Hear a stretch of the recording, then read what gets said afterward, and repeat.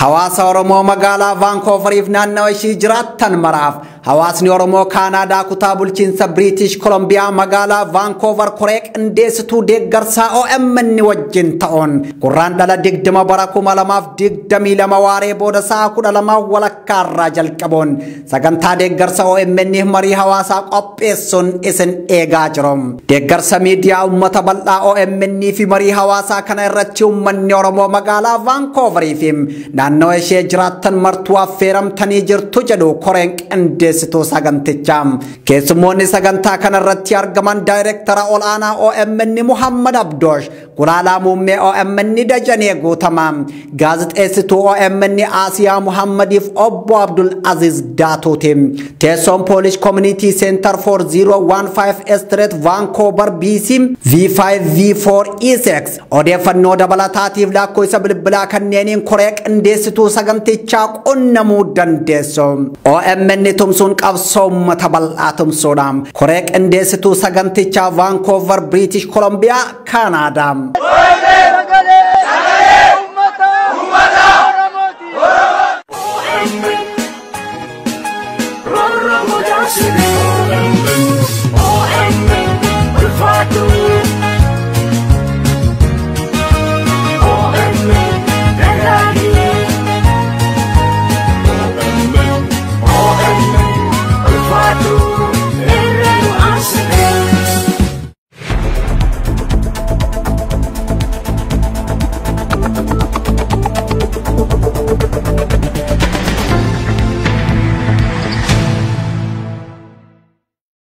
daawwattoota OMN oduu idileetiin isinitti himaa Faayisaa Eliyaas.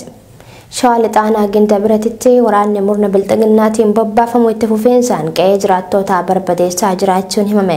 Miseensa maatii 18 ol yeroo ammaa kana baqatanii mana jireenyaa dhabuudhaan daggala keessa jiraachuu kan himan qonnaan bulaan Oromoo manni isaa duraa gubate.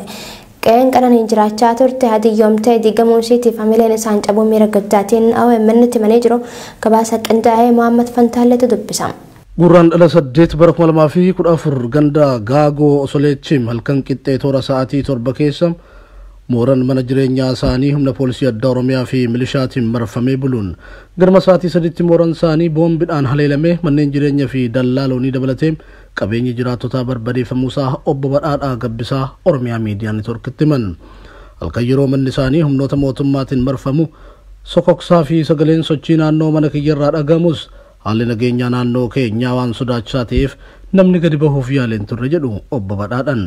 Mooraa guddaa barbadeeffame kana keessa miseensi maatii 20 ta'an kan waliin jiraatan yoo ta'u manneen jireenyaa adda addaa lamaa fi dallaan loonii fi gombisaa midhaanii akkasumas qabeenyaan callaa kan biraa akka ture ibsanii jiru. Taateen kun duratti raawwata jennee homaayyuu shakkii waan hin qabneef akkuma yeroo kaanii lafti nagaadha jennee waaqa kadhachuun gara hirriibatti deemne jechuun haala kibxata galgala ture yaadachuun ganama gaafa hirriibaa kaan gurraa fi ijji keenyam dhukaasa gurguddaa fi ibidda laboobaa argite jedhu. Poolisiin humna addaa Oromiyaa fi milishaan baay'ina guddaa qaban halkan sanaan gara ganda Gaagoo Solee dhufuun mana jireenyaa kiyya marsuu isaanii malee isa dura keekkachiifne yookaan dhaamsi ana dhaqqabe homtuun turre jechuun gandicha keessaa taateen akka kana isaan qofarratti raawwachuu himu. Umni mootummaa dhufanii mana kootti argan marsanii ganama immoo sa'aatii 3tti mana koo guban. Keessaa sa'aatii 3tti argan keessaa sa'aatii 7tti dhufanii itti naanna'anii ganama keessaa sa'aatii 3tti manicha guban. Mooraa keessa wanti jiru wanni tokko namni qorqorroon lukki 70 olii midhaan xaafii adiin kuntaala 30 mishingaan kuntaala 15. Egaa rakka jaarma jirraa uummanni nu gargaaree bishaan waa ittiin gudduufsanii wanta nyaannu hin qabnu. Kanneen illee kanneen sayyantamaa akka abiitu gubatanii gadanii horiin tokko du'ee bakka maanguddoo waggaa 100 fi kanneen tokko keessaa gadi baasanii miidhaa qaama tokko qabaa osoo kana arganii qaamni mootummaa dhufanii mana koofti fi qabeenya hunda isaa barbadeessanii jala. Sagalee dhukaasaa gurguddaa akkuma dhageenyaan daa'imman xixiqqoo jiran manaa gadi baafne gara alaatti baqanne kan jedhan obbo Badhaadhaan yeroo gadi baanu manni jireenyaa keessatti horadhee guddadhee fi ilmaan koo manicha keessatti fuudhanii jireenya dhaabbatan kallattii mararraan abiddaan wal'aansoo qabaa jirti jedhu.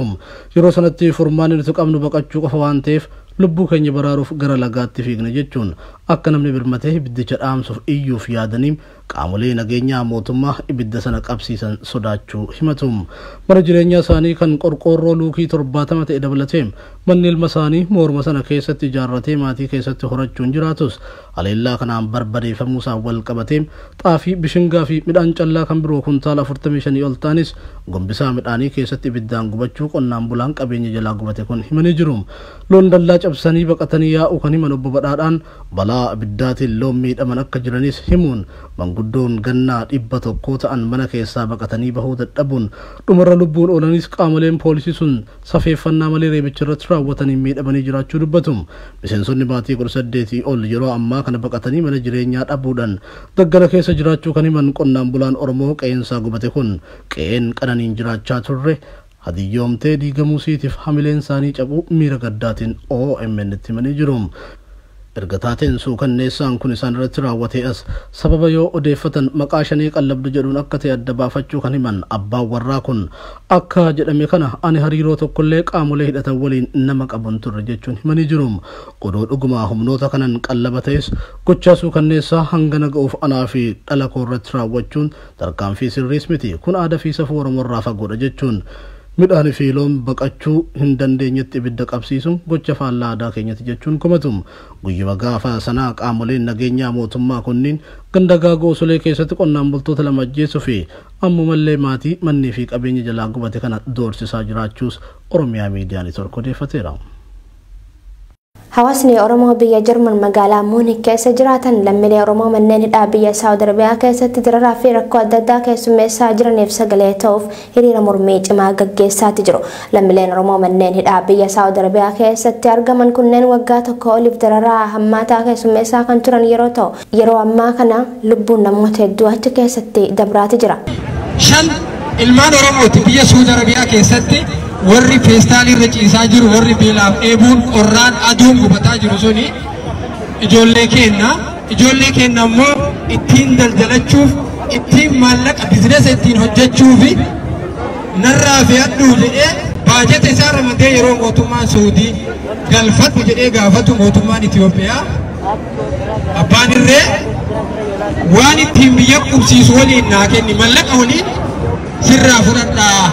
Kanumara dhaabbachuun hawaasni Oromoo biyya Jarman magaalaa Muunik keessa jiraatan isaan kanneen cinaa dhaabbachuuf hiriira kana qindeessuuf qopheessinee jiru. Qindeessitoonni hiriirichaa akkuma beekamu walga'iin mootummoota addunyaatti bana magaalaa Muunik keessatti gaggeeffamaa kan jiru yoo ta'u carraa kanatti fayyadamnee lammiilee keenya miidhamaa jiraniif sagalee ta'uun murteessaa ta'uu hubannee hiriira kana gaggeessaa jirra. Hormaattonni kunneen torbee dabre duulli lammiilee kanneeniif sagalee ta'uu miidiyaalee hawaasummaa kanneen akka feesbuukii fi tiwiitariidhaan gaggeeffamaa turuun kan yaadatamudha. Oduma wal qabateen hawaasa Oromoo dabalatee lammiileen Itoophiyaa biyya Saawud Arabiyaa keessa jiraatan irratti duulli hidhaa bifa haaraan gaggeeffamaa jiraachuun dhaga'ame. Gama biraatiin lammiileen manneen hidhaa keessa jiran dararaan guyyaarraa guyyatti itti hammaachuun rakkoo hammaataaf saaxilamaa jiraachuu himatu. Gabaasa Naimaa Umar Muhammad Fantaalleetu dubbisa. Hawaasa Oromoo dabalatee lammiileen Itoophiyaa biyya Saawud Arabiyaa keessa jiraatan irratti duulli hidhaa bifa haaraan gaggeeffamaa jiraachuun dhagahame. Namoonni waraqaa heeyyama jireenyaa biyya sanaa of harkaa qaban kanneen kanaan dura nagaan hojjetachaa jiraatan guyyaa 3 dabran kanarraa eegalee mootummaan biyyattii waraana heddumminaan bobbaasuun hidhaatti guuraa jiraachuu dhalattoonni Oromoo garas jiraatan Oromiyaa Miidiyaa Neetworkitti himan. Nama waraqaa hin qabne jedhanii guuranii akkasitti mana hidhaatti namni rakkataa jiran beekta. Amma immoo warra waraqaa qabu guuraa jiranii guyyaa 16 har'aa guyyaa 3 dura jechuudha irraa jalqabe seera baafatanii sponsoruma sii ta'ee waggaatti birrii reyaala biyya kanaa 10,000 8,000 sirraa fudhatee waggaatti jechuudha gara biraa deemtee dalagatta akkasiif haaromsu isa jechuudha. Isa bira dalaguudhaaf namichi toofiitti waan nyaatu hin qabu gaafa barbaade guyyaan dhufee birrii 50 30 sirraa fudhatee deema. Amma akka jiru nama guuruu jalqabanii har'a bakka an dalagaa ni dalaguutti dhufanii waraanan ka hidhate waraana hidhatee nama 20-30 ganda tokko marsanii akkasitti sii karra deemu. Nama waraqaa qabu guuranii gara mana hidhaa geessaa jiru. Mootummaan Suudii kanaan dura namoota heeyyama jireenyaa hin qabne jechuun lammiilee 100 lakkaa'aman hidhee manneen hidhaa garaagaraatti dararaa jira.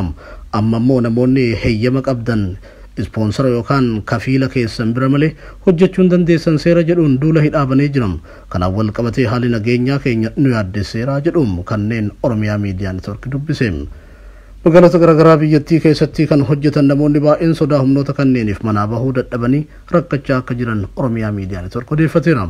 Gama birootiin kanneen manneen hidhaa keessa jiran dararaan guyyumaan guyyarraa itti hammaachuun rakkoo hamaadhaaf saaxilamaa jiraachuu himatu.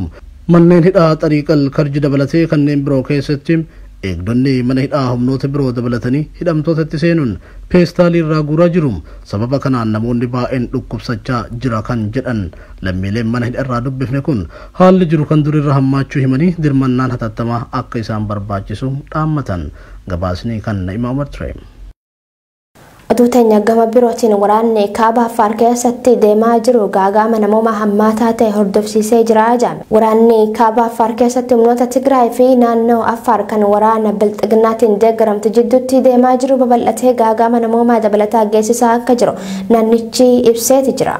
Humnoonni Tigraay kaaba Affaar keessatti aanota 5 fi bulchiinsa magaalaa tokko humnaan qabatanii kan jiran kan jiru ibsi mootummaa naannoo Affaar. Lola kanaanis uummanni qe'ee qabeenya isaanirraa buqqee 300 caaluu isaa ibseeti jira. Oduma wal qabateen ammoo Affaar keessatti haleellaa mooraa baqattootaa irratti raawwatameen yoo xiqqaate lubbuun baqattoota 5 dabruu isaa dhaabbata mootummoota gamtoomanitti koomishiniin olaanaan dhimma baqattootaa beeksiseeti jira. Gaagaamni namoomaa sababa waraanaatiin uumamaa jiru gargaarsa namoomaa dhaqqabsiisuuf qormaata tahee jira kan jiru UNHCR qaamoleen hundinuu waraana akka dhaaban yaamicha taasisee jira. Haleellaa mooraa baqattootaa kanarratti taasifameen kanneen ajjeefaman baqattoota Eertiraa ta'uun kan ibsame yoo ta'u qaama haleellaa kana raawwate ilaalchisee garuu UNHCR waan jedhe hin qabu.